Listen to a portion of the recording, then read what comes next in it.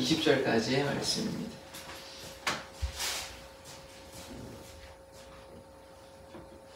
사도행전 9장 17절에서 20절의 말씀을 저 여러분이 교독하도록 하겠습니다.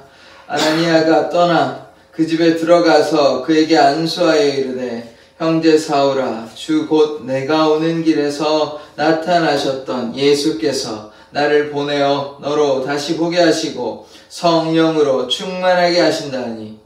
즉시 사울의 눈에서 빛을 받던 것이 벗어져 다시 보게 될지라. 일어나 세례를 받고 음식을 먹음에 강건하여지니라. 사울이 다메섹에 있는 제자들과 함께 며칠 있을새. 같이 읽겠습니다. 즉시로 각 회당에서 예수가 하나님의 아들이심을 전파하니.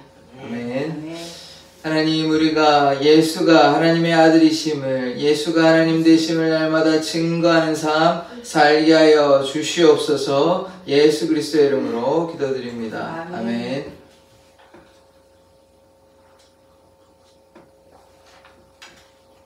아나니아는 하나님의 말씀대로 이제 직가에 있는 거리로 가서 유대인의 집 사울을 만나게 되는 것입니다. 사울이 3일 동안 밥도 못 먹고, 그러니까 식음을 전폐한 것이죠.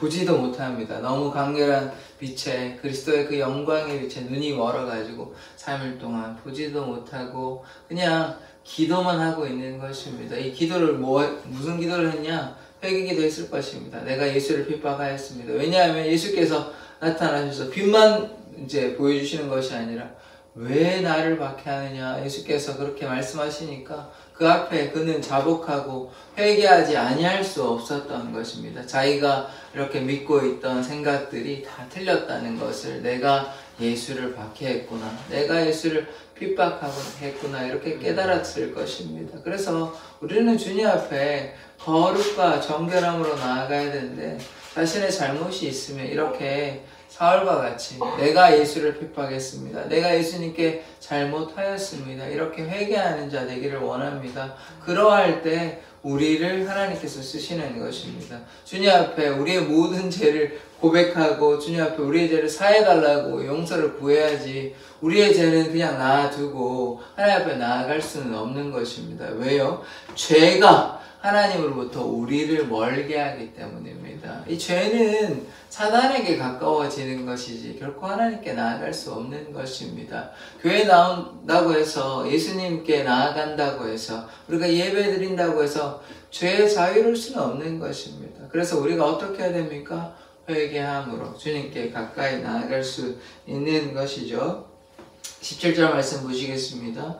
아나니아가 떠나 그 집에 들어가서 그에게 안수하여 이르되, 지금 들어가서 이제 환상을 이미 보여주신 것입니다. 아나니아에게도 보여주셨고 또 사울에게도 보여주셔서, 그래서 그 보여주신 대로 이제 별로 참 가기는 싫었죠. 처음에는 왜 가기 싫었냐 하면, 알고 있었기 때문에. 사울이 뭘 했습니까? 예수를 믿는 자들을 박해하고 핍박하고 옥에 가두었지 않습니까? 심지어 다메섹에 온 이유가 무엇입니까? 예수를 믿는 자들을 옥에 가두려고, 그들을 핍박하려고 다메섹에 왔으니, 지금 며칠 사이에 이런 일들이 있으니까 아나니아가 보기에 쉽게 납득이 되는 상황은 아닙니다. 그러나 예수님께서 환상 중에 이렇게 말씀하시니 순종하는 것입니다. 그래서 가서 안수하여 이르되, 형제 사울아, 주 곧 내가 오는 길에서 나타나셨던 예수께서 나를 보내어 너로 다시 보게 하시고 성령으로 충만하게 하신다. 그래서 지금 안수를 하는 거죠. 그래서 아나니아가 사울에게 안수하면서 누가 보냈다고 얘기합니까? 예수께서 나를 보냈다고 말씀하시죠. 그러니까 우리도 예수께서 우리를 보내야 되는 것입니다. 우리의 삶에서 예수께서 우리를 사용하시면 하나님의 놀라운 역사가 나타나는 것이죠. 그래서 아나니아가 하나님의 신실한 제자였다는 것, 하나님만 따라갔던 제자였기 때문에 우리가 집사 빌립을 하나님께서 집사 빌립을 사용하시고 집사 스데반을 사용하시고 오늘 누구를 사용하십니까? 아나니아라는 하나님의 그 신실한 예수 그리스도의 그 신실한 제자를 사용하는 것입니다. 그래서 우리가 하나님의 뜻 가운데 거하면 우리를 반드시 사용하시는 것이죠. 다른 말로 우리가 귀하게 쓰임받는 하나님의 일꾼이 되는 것입니다. 오늘 아나니아를 통해서 사울에게 놀라운 역사가 나타나는 거잖아요.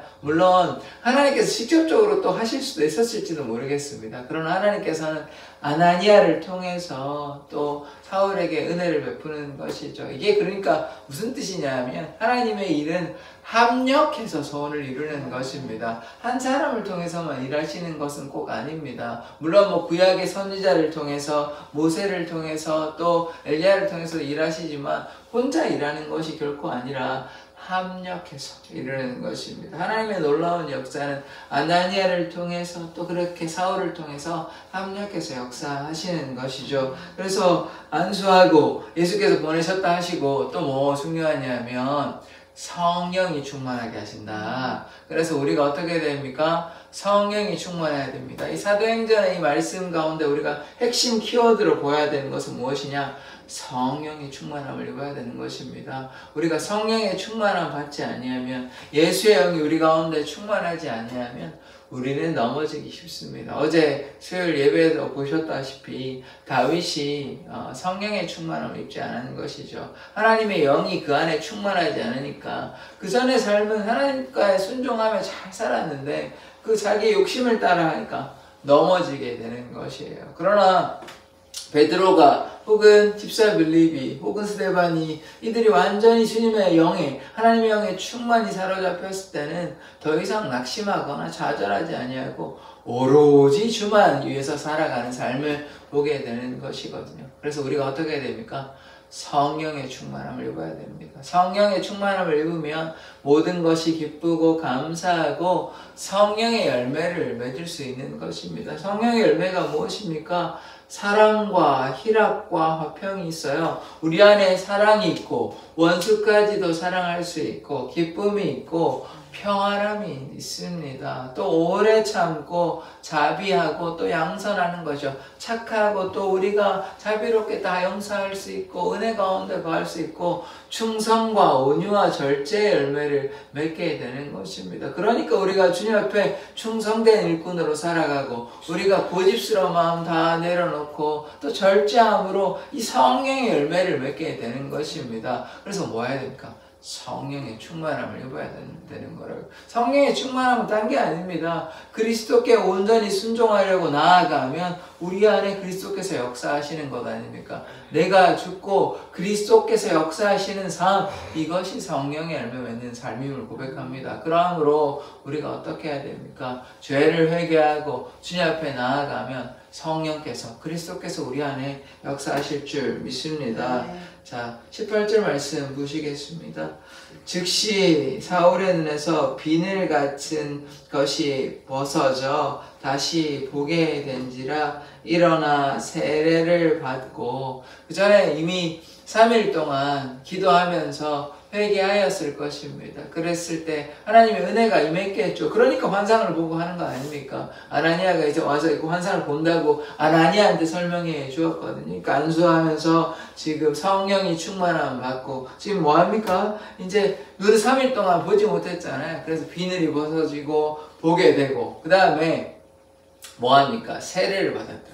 이 세례를 받는 게 참 중요한 것입니다. 세례를 받음으로 내 죄를 사함을 받고 내가 이제 예수와 연합한 사람이다, 그리스도인이다, 이런 고백을 하는 것입니다. 그래서 이제 성령의 충만함도 받고 세례도 받게 되는 것이죠. 19절의 말씀을 보겠습니다.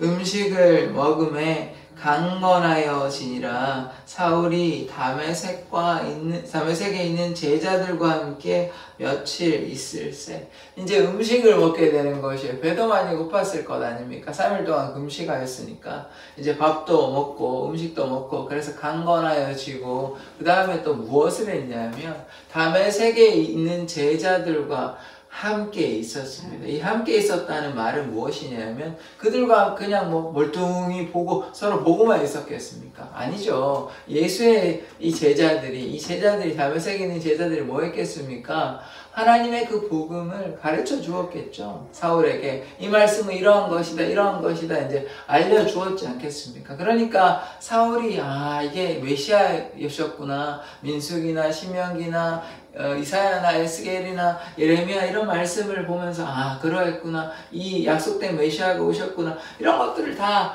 깨달았을 것입니다. 이 며칠 동안. 그래서 우리가 말씀을 충분히 깨닫고 말씀 가운데 거해야 되는 것을 여기서 볼 수 있는 것이죠. 그러니까 신앙생활은 제가 뭐 계속해서 말씀을 드리지만 말씀과 기도 없이는 신앙생활 할 수 없는 것입니다. 그래서 말씀과 기도로 주님 앞에 나아가는 우리들 되기를 원합니다. 20절의 말씀을 보겠습니다. 즉시로 각 회당에서 예수가 하나님의 아들이심을 전파하니.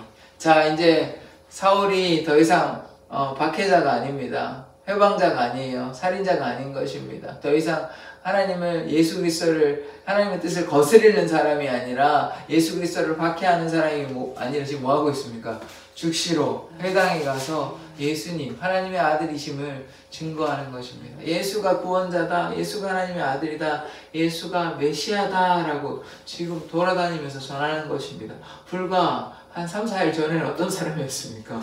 예수를 핍박하는 사람이었다니까요. 예수를 죽이는데, 그러니까 뭐 예수 직접적으로 죽인 사람은 아니지만, 그러나 예수를 믿는 사람들을 죽였으니까 뭐 예수를 죽인 거나 예수를 십자가에 못 박거나 마찬가지죠. 그렇게 예수를 박해했던 사람이 불과 3, 4일 만에 변화되어가지고, 더 됐죠. 뭐 며칠 더 있었으니까 한 일주일 정도라고 보십시오. 그럼 일주일 만에 어떤 사람이 됐습니까? 놀랍게 하나님께서 사용하는 하나님의 귀한 그릇이 되는 것입니다. 지금 요때 요걸로 그치는 게 아니잖아요. 성경도 13권이나 썼다고요. 로마서부터. 그래서 하나님께서 귀히 쓰시는 이방인의 사도. 그래서 복음을 증거하고 또 예수가 누구인지, 성령은 어떤 것인지, 은사는 무엇인지, 우리 신앙생활의 전반적인 모든 것에 대해서 다 썼거든요. 예수님께서는 물론 복음의 말씀 많이 하셨지만 이 교리적인 말씀, 그런 말씀을 누가 했었습니까? 이 사울이 썼거든요. 그러니까 물론 뭐 사울이 대단해서 썼다, 우리 이렇게도 볼 수 있겠지만 하나님께서 역사하신 거죠. 하나님께서 사울을 사용하심으로 그런 놀라운 복음의 말씀들 이렇게 다 쓴 것입니다. 그래서 어떻게 되는 것입니까? 우리가 변화되면 불과 한 일주일 전에 예수를 받게 했던 사람, 예수가 뭐 있냐, 그런 거 없다, 뭐 이렇게 부정했고, 그렇게 하나님의 아들을 믿지 아니했던 사람이 이렇게 변화되니까 예수를 위해서, 오로지 예수를 위해서 살게 된 삶을 우리가 보게 되는 것입니다. 그래서 우리도 오직 예수만을 위해서 살았으면 좋겠습니다. 예수님께서 우리의 구원자 되시고, 예수님께서 하나님의 아들이시며, 예수님께서 바로 하나님이십니다. 그래서 우리가 그 하나님을 향해 믿음으로 순종해야 하는 것입니다. 여호와 우리의 공의 우리가 살펴보았지 않습니까? 하나님께서 영원하신 아버지 되십니다. 예수님께서 영원하신 아버지 되시는 것이 이사야서 9장 6절에 나오지 않습니까? 그래서 주님께 우리가 순종해야 하는 것입니다. 경건은 이 세속에 물들지 않은 것입니다. 우리를 지켜서 세속에 물들지 아니하고 주님만을 향해서, 오직 예수님만을 향해서 나아가는 것입니다. 그럴 때 우리 삶에 기쁨과 감사가 넘치는 것이죠. 그래서 우리도 어떻게 해야 됩니까? 우리가 거룩과 경건의 옷을 입고, 그 다음에 어떻게 해야 됩니까? 예수가 하나님의 아들이심을 전파해야 하는 것입니다. 우리가 복음을 증거한다는 것은 어쨌든 교회에 데리고 와가지고 예수님이 구원자다, 예수님이 하나님의 아들이라는 것을 증거해야 되는 것이죠. 왜 그렇습니까? 예수님이 나로 말미암지 않고서는 아버지께로 올 자가 없느니라. 우리의 죄가 사함받지 아니하면, 예수 그리스도의 보혈로 사함받지 아니하면 하나님께 나아갈 수 없는 것입니다. 그래서 우리가 예수를 증거하는 자 되기를 원합니다. 그러할 때 하나님의 놀라운 역사가 우리 사랑의 교회를 통해서 나타날 줄 믿습니다. 기도하겠습니다. 하나님, 우리가 날마다 예수를 향해 믿음으로 나아가는 자 되기를 원합니다. 예수를 핍박했던 사울이 변화를 받아 예수 안에 거하며 오로지 예수를 위해 살아갔던 그 삶을 우리가 보고 깨닫습니다. 우리가 주님께 순종하며 주님만을 위해 살아가는 삶 되게 하여 주시옵소서. 예수 그리스도의 이름으로 기도드립니다. 아멘. 주기도문으로 예배를 마치도록 하겠습니다. 하늘에 계신 우리 아버지여, 이름이 거룩히 여김을 받으시오며 나라의 임하옵시며 뜻이 하늘에서 이룬 것 같이 땅에서도 이루어지이다. 오늘날 우리에게 일용할 양식을 주옵시고 우리가 우리에게 죄 지은 자를 사하여 준 것 같이 우리 죄를 사하여 주옵시고 우리를 시험에 들게 하지 마옵시고 다만 안에서 구하옵소서. 대개 나라와 권세와 영광이 아버지께 영원히 있사옵나이다. 아멘. 우리가 예수님이 하나님의 아들 되심을, 우리의 구원자 되심을 선포하는 삶 살게 해달라고 주여 한번 외치고 기도하도록 하겠습니다. 주여!